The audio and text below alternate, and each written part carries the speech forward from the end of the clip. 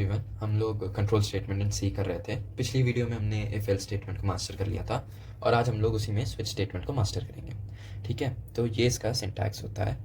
पर सिंटैक्स को पढ़ने से पहले हम लोग देख लेते हैं हमें स्विच स्टेटमेंट की ज़रूरत ही क्यों पड़ी। जब हमारे पास इफ एल्स स्टेटमेंट थे तो फिर हमें स्विच स्टेटमेंट की क्या ज़रूरत पड़ी। तो इसको हम एक एग्जाम्पल से समझते हैं। मान लो ये कोड है, ठीक है।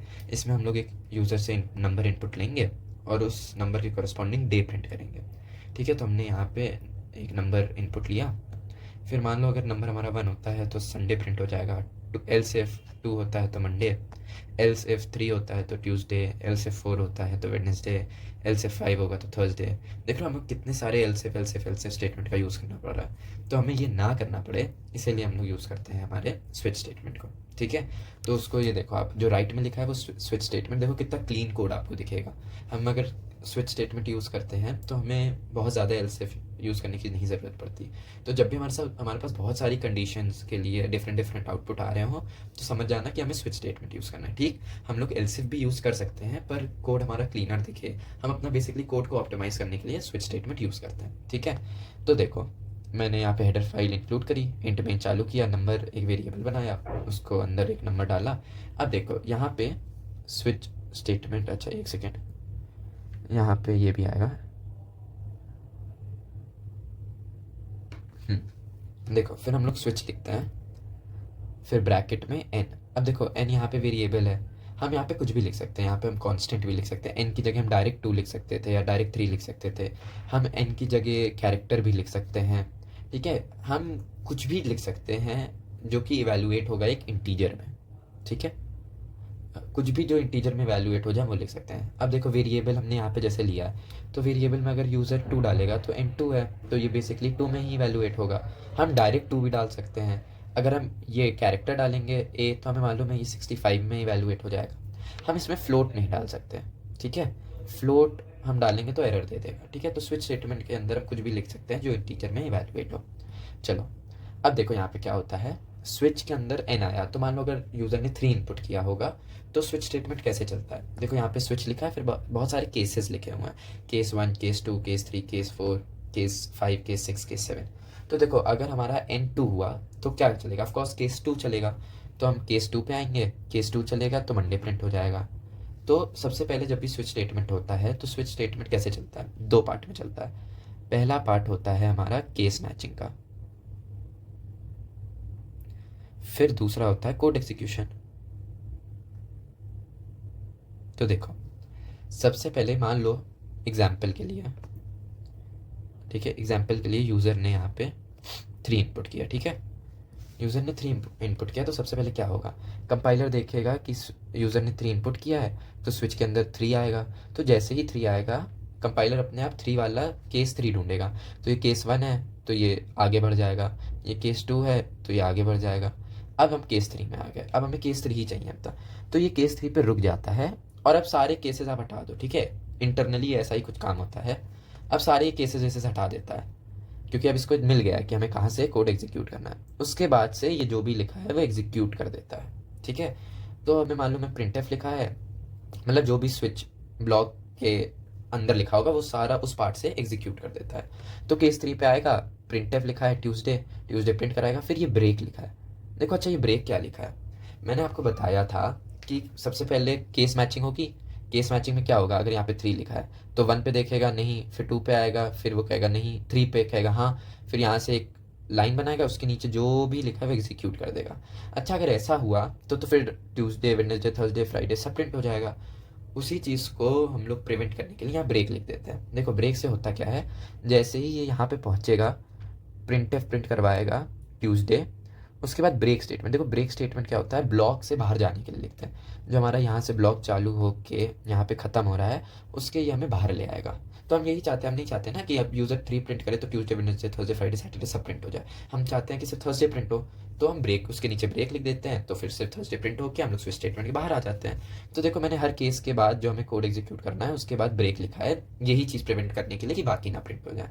ठीक है, अब देखो सिंटेक्स पे आता है, आपको बहुत अच्छे से समझ आएगा। देखो सिंटेक्स क्या है, स्विच लिखना है, उसके अंदर एन जाएगा, एन कुछ भी हो सकता है, वेरिएबल भी हो सकता है, कांस्टेंट भी हो सकता है, एक्सप्रेशन भी हो सकता है, कुछ भी जो एक इंटीजर में इवैल्यूएट हो जाए। ठीक है, उसके बाद हम केस 1 लिखते हैं, उसके बाद code to be executed when n is 1। ठीक है, जब भी हमारा N1 होगा तो केस मैचिंग होगी, 1 से मैच कर जाएगा, वो भी कोड एग्जीक्यूट हो जाएगा, फिर एग्जीक्यूट होने के बाद काम खत्म, फिर ब्रेक हो जाएगा। फिर देखो केस 2। अच्छा, अगर कोई भी लेबल मैच ही ना करे, मान लो मैंने जैसे इस कोड में कोई इनपुट 3 की जगह 8 कर देता। 8 के लिए क्या, देखो हमारा केस अगर N1 होता तो ये प्रिंट होता, केस 2 होता तो ये प्रिंट होता, केस 3 होता ये प्रिंट होता, केस 4 होता ये प्रिंट हो जाता, केस 5 होता तो ये प्रिंट होता, केस 6 होता ये प्रिंट होता, केस 7 होता ये प्रिंट होता। केस 8 में क्या, देखो केस 8 में क्या करें, ये तो दिक्कत हो गई। तो उसी चीज़ को हैंडल करता है हमारा डिफ़ॉल्ट। ठीक है, अगर हम कुछ भी केस से नहीं मैच होता है तो हम डिफ़ॉल्ट लिख देते हैं। तो कुछ भी ऐसा नंबर आए जो हमारे केस में ना हो, तो उस सीन में हमारा डिफ़ॉल्ट वाला कोड चल जाता है। ठीक है, देखो मैंने डिफ़ॉल्ट के नीचे ब्रेक स्टेटमेंट नहीं लिखा है, आप लिख भी सकते हो। ठीक है, आप यहाँ पे ब्रेक लिख भी सकते हो, पर क्या ज़रूरत है। देखो अगर डिफ़ॉल्ट चल रहा है, मान लो यहाँ पे केस 1 केस 2 है, किसी यूज़र ने n को 3 डाला, तो केस 1 देखेगा नहीं, फिर केस 2 देखेगा नहीं मैच वाला लेबल। अब डिफ़ॉल्ट देखो, डिफ़ॉल्ट आ गया। अब इसने कहा कि अच्छा अब तो मुझे चलाना ही पड़ेगा, तो ये एक लाइन ड्रॉ करेगा, उसके नीचे जो भी है वो रन करवा देगा। तो अब कोड ही वो बचा है जो डिफ़ॉल्ट में चले, उसके नीचे कुछ है ही नहीं। तो अगर उसके नीचे वाला कुछ एक्स्ट्रा प्रिंट होगा ही नहीं या एक्स्ट्रा कोड चलेगा ही नहीं, क्योंकि डिफ़ॉल्ट के बाद हमारा देखो स्कोप खत्म हो जाता है, हमारा ब्लॉक खत्म हो जाता है स्विच का। तो आपकी मर्ज़ी है, आपको ब्रेक लिखना है लिखो, नहीं लिखना है ना लिखो, कोई भी फ़र्क नहीं पड़ेगा। ठीक है, अब चलो ज़रा मुझे बताना कि एक एग्जाम्पल लिख रहा हूँ, int i is equal to 2 switch i case 1 printf 1 break, case 2 printf 2 break, default printf default. चलो ठीक है, अब देखो इसका ज़रा मुझे आउटपुट बताना। अब देखो क्या होगा, ये देखेगा आई। ठीक है, तो इसके लिए हो जाएगा एक तरीके से स्विच 2 है ना, जो कि जब कंप्यूट होगा तो आई की वैल्यू 2 है। फिर वो देखेगा केस मैचिंग करेगा। ठीक है, स्टेप 1 क्या है, केस मैचिंग। तो ये केस मैचिंग करेगा तो क्या देखेगा, केस 1 नहीं मेरा तो 2 है, तो अब ये 2 पे आएगा, कहेगा हाँ मैं ये वाला चला देता हूँ। तो फिर देखो अब सारे केसेस फिर ये मिटा देगा, जैसे ही केस मैच हो गया ये सब हट जाएगा, सिर्फ कोड वाला पार्ट रह जाएगा, सिर्फ ये वाला पार्ट रह जाएगा। ठीक है, तो ये देखेगा printf 2 प्रिंट करवा दिया, फिर ब्रेक लिखा है तो मैं स्विच स्टेटमेंट के बाहर आ जाऊँगा। अब मान लो यहाँ पे कुछ भी लिखा होगा वो रन होना चालू हो जाएगा। ठीक है, चलो अच्छी बात है। अब मान लो मेरा यही कोड रहता, ठीक है, कॉपी करता हूँ, पेस्ट करा, मेरा यही कोड है, बस ब्रेक हट गया है, ब्रेक हटा दिया मैंने यहाँ से। अब बताओ आउटपुट क्या होगा। आउटपुट देखो क्या होगा, स्टेप 1 केस मैचिंग। ठीक है, तो केस मैचिंग देख लेते हैं। आई हमारा 2 है पर ये केस 1 है, नहीं चलेगा। केस 2 यहाँ पे इसको मैच हो गया। अब हमारा स्टेप 2 क्या था, कोड एग्जीक्यूशन। तो एक तरीके से आप चाहो तो अब ये सब काट सकते हो, ये सब मैंने हटा दिया, सिर्फ ये वाला पार्ट बचा हमारे। ठीक है, सिर्फ ये वाला पार्ट बचा और हमारा कोड चलना कहाँ से, यहाँ से चलना है। ठीक है, यहाँ से नीचे पूरा। तो देखो क्या प्रिंट होगा, 2 प्रिंट हो गया, फिर डिफ़ॉल्ट प्रिंट हो गया। समझे, अगर ब्रेक ना लिखा हो तो ये हमारा नुकसान होता है, अनवांटेड चीज़ भी प्रिंट हो जाती है। ठीक है, चलो अच्छा हम क्या केस का ऐसे ऑर्डर चेंज कर सकते हैं। जैसे मान लो इसी एग्जांपल में मैं यहाँ केस 1 की जगह केस 2 लिख देता हूँ, इसकी जगह 1 लिख देता हूँ। ठीक है, क्या हम ये कर सकते हैं, बिल्कुल कर सकते हैं। ठीक है, करेक्ट, कोई दिक्कत की बात नहीं है, क्योंकि इसको तो मैच करना है, इसको थोड़ी ना ये है कोई दिक्कत। मान लो 2 है, ये यहाँ देखेगा, इसको पहले ही मैच कर जाएगा, फिर ये यहाँ से ये सब हटा के यहाँ से रन करवा देगा। अच्छा, अगर आप इसमें हमने ब्रेक स्टेटमेंट नहीं लिखे होते तो पता क्या प्रिंट होता, 2 1 डिफ़ॉल्ट। ठीक है, क्योंकि फिर ये सब केस मैच होने के बाद ये सब केस हट जाते हैं, जो बचता है हमारा वो कोड पार्ट ही होता है। तो अगर हमने ब्रेक नहीं लिखा है तो ये भाई साहब सब धड़ाधड़ रन करवा देंगे जो भी हमारे स्विच के अंडर में लिखा होगा। अच्छा देखो, जैसे केसेस का हमें पोजीशन ऐसे ऑर्डर में लिखना ज़रूरी नहीं है, वैसे डिफ़ॉल्ट भी हम ऊपर नीचे कहीं पे भी लिख सकते हैं। ठीक है, डिफ़ॉल्ट का भी पोजीशन मायने नहीं रखती। बस हाँ ये याद रखना, डिफ़ॉल्ट अगर आपने ऊपर लिखा है तो उसके नीचे ब्रेक स्टेटमेंट लिख देना, नहीं तो दिक्कत हो जाएगी, ठीक है। तो मैं ये भी लिख देता हूँ कि पोजीशन ऑफ लेबल्स कहीं पे भी हो सकती है, ठीक है, कहीं पे भी हो सकती है, ठीक है। और दूसरा point, position of default doesn't matter. ऐसा नहीं कि उसको आखिरी में लिखो, कभी भी लिख सकते हो, कहीं पे भी लिख सकते हो। देखो, तो अभी तक देखो हमने क्या क्या सीखा। अब ज़रा मुझे बताना कंपाइलर कहाँ कहाँ एरर नहीं देगा। स्विच 12, ठीक है, बी, ये पार्ट था, बी में है स्विच 10.2+3, सी पार्ट स्विच ए, D part switch A+2, C part switch, ठीक है। अब मुझे बताओ कि क्या क्या सही है, क्या ये सही है? हाँ, स्विच के अंदर इंटीजर है, बिल्कुल सही है, जो भी रन होना होगा हो जाएगा। अब 10.2+3, देखो इसका हमारे पास आंसर आता है 13.2, ठीक है। तो ये तो एरर दे देगा क्योंकि हमें मालूम है फ्लोट नहीं हो सकता, ठीक है, तो ये अलाउड नहीं है। अब अब देखो ए किस में कंप्यूट हो जाएगा? 65 में, क्योंकि ए की एस की वैल्यू 65 होती है, तो ये भी चल जाएगा।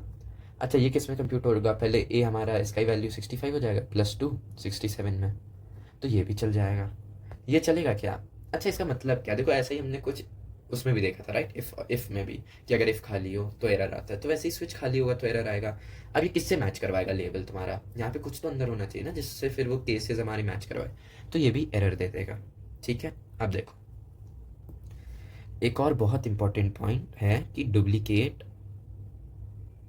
Case label not allowed. देखिए इसका क्या मतलब है कि केस 1 और केस 1 अगर कहीं ऐसा लिखा है तो ये नॉट अलाउड है, ठीक है। केस 1 हर मतलब यूनिक होना चाहिए ये, ठीक है, सेम नहीं हो सकता। चलो, अच्छा यहाँ पे हमने 1 1 1 लिखा है, क्या हम ऐसा कर सकते हैं? Int a, b, a is equal to 1, b is equal to 2, switch जो भी एक्सप्रेशन होगा, केस ए, केस बी। क्या ये कर सकते हैं? नहीं, ठीक है, ऐसा नहीं कर सकते क्योंकि ये वेरिएबल्स हैं, ठीक है। और यहाँ पे हमारे सिर्फ कॉन्स्टेंट्स आ सकते हैं, variable not allowed, only constant, constant are allowed, ठीक। चलो, अच्छा मान लो मुझे केस अगर 1 मैच होता है तो मुझे हाई प्रिंट करवाना है, 2 में केस मैच होता है तब भी मुझे हाई प्रिंट करवाना है, 3 होता है तब भी मुझे हाई प्रिंट करवाना है, 4 होता है तो मुझे चलो कुछ और प्रिंट करवाना है। मतलब समझो, केस 1 से लेकर 3 तक मुझे एक ही काम करवाना है, तो उसके लिए हम रेंज का भी इस्तेमाल, ठीक है, इसमें रेंज का भी हमें कॉन्सेप्ट है। तो इसमें क्या करेंगे? केस लिखेंगे, लोअर वैल्यू लिखेंगे, स्पेस देंगे, 3 डॉट देंगे, फिर स्पेस देंगे, फिर हायर वैल्यू लिखेंगे, ठीक है। ये दोनों स्पेस हैं, ठीक है। तो कैसे? मतलब एग्जाम्पल, केस 2 से लेके 4 तक, ठीक है, केस 2 से लेके 4 तक हमारा, सॉरी यहाँ मैंने सेमीकोलन डाल दिया, हाँ, केस 2 से लेके प्रिंट एफ हेलो, ठीक है, हेलो, फिर ब्रेक। तो ऐसे भी कर सकते हैं। चलो, अब आप कुछ भी कर सकते हो, ठीक है। तो ये मैं स्विच स्टेटमेंट ख़त्म हो गया है। अच्छा, हम एक आखिरी चीज़ बता देता हूँ, आप वो भी लिख सकते हो, ठीक है। देखो क्या है वो, मान लो मुझे करवाने हैं मंथ्स हैं, फिर मुझे बताना है कौन से मंथ 31 डेज़ के हैं और कौन से मंथ 30 डेज़ के हैं, ठीक है। तो चलो, एक सेकेंड, तो मैं डायरेक्ट ये लिख दे रहा, ठीक है, switch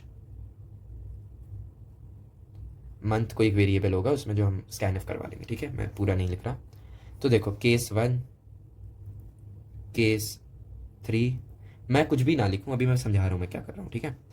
case 5, case 7, case 8, case 10, case 12 में क्या है, printf 31, फिर ब्रेक, ठीक है। Case 1, case 3, case 5, case 8, case 10, ठीक है। सॉरी मैं वापस वही लिख रहा हूँ, ठीक है। केस 4, केस 6, केस 9, इसमें होता है ना 30 डेज, मैं वापस 31 डेज के लिए लिखने वाला था। केस 11 में printf 30, फिर ब्रेक, फिर केस 2 में printf 28, ठीक है। अभी हम लीप ईयर वाला कॉन्सेप्ट नहीं ला रहे। फिर डिफ़ॉल्ट में अगर मान लो कोई 1 से 12 के अलावा कोई और लिख देता तो हम कुछ भी हम प्रिंट करवा सकते हैं। देयर आर ओनली 12 मंथ्स, ठीक है। तो करेक्ट वैल्यू डालो। चलो, अगर मैंने ये लिखा है पहले, तो क्या ये अलाउड है? बिल्कुल अलाउड है। तो बेसिकली इसमें हो क्या रहा है, देखो मान लो यूज़र ने 7 इनपुट किया, ठीक है।